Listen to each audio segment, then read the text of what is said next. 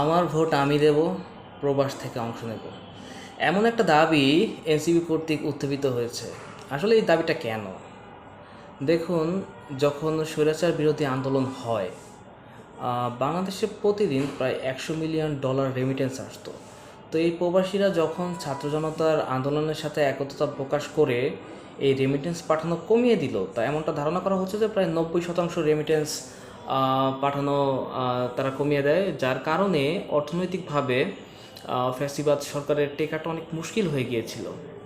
এখন দেখুন, সরকারের হিসাব মতে প্রায় 1,48,00,000 মানুষ বাইরে অবস্থান করছে প্রবাসী হিসাবে, যারা বাংলাদেশে রেমিটেন্স পাঠাচ্ছে। এখন দেখেন, এই যে যারা বাইরে অবস্থান করছে, তারা প্রতিনিয়তই বিভিন্ন রকমের সমস্যার সম্মুখীন হচ্ছে। তারা দেখা যাচ্ছে যে আপনার হাই কমিশনে গেলে, অ্যাম্বাসিতে গেলে বিভিন্ন অভিযোগ নিয়ে তাদেরকে সেভাবে হেল্প করা হচ্ছে না। তারা যারা বিভিন্ন কোম্পানি ভিসাতে বাইরে অবস্থান করছে, মালিকপক্ষ কর্তৃক শোষিত হচ্ছে। এখন বাংলাদেশ সরকার চাইলেই তাদের জন্য অনেক কিছু করতে পারে, কিন্তু তাদের আসলে সেই দায়বদ্ধতার জায়গাটা নাই।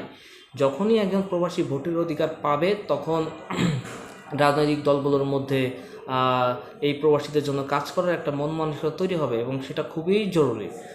এই যে 1.5 কোটি মানুষ বাইরে থাকে, তাদের ধারণা করা হয় যে এটা বাংলাদেশের মোট ভোটের 10%।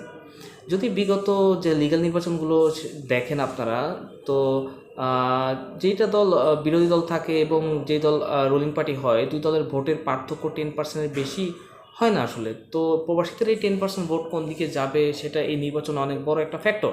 এবং প্রবাসীরা যদি এই আন্দোলনের সাথে একতা প্রকাশ করে তাদের ভোটের অধিকারটা আদায় করতে পারে, তাহলে এখানে সবচেয়ে বেশি লাভবান হবে সেই প্রবাসীরা যারা দীর্ঘদিন শ্রম দিয়ে আসছে।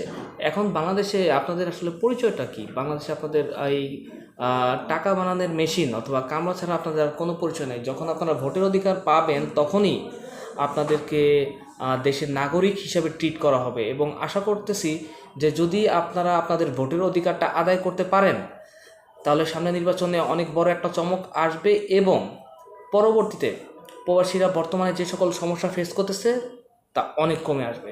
সুতরাং এই নির্বাচনে প্রবাসীরা যেন ভোট দিতে পারে, এই অধিকার আদায় করার দায়িত্ব একান্তই আপনাদের। এনসিপির যে দাবি, আপনারা এই দাবিটা শেয়ার করুন, আপনারা আপনাদের মতামত দিন। ধন্যবাদ।